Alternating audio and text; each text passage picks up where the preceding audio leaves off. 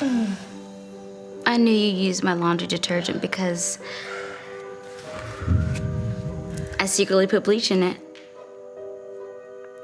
You did? Yep.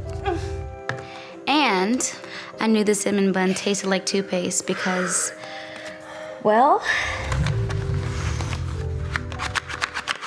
there wasn't just frosting on top of them. You put toothpaste on the cinnamon buns? Why would you do that? I don't know. To teach you a lesson, it's not nice to always use someone's stuff without contributing, you know? And then, especially, to lie to them about it. I think I need to use the restroom.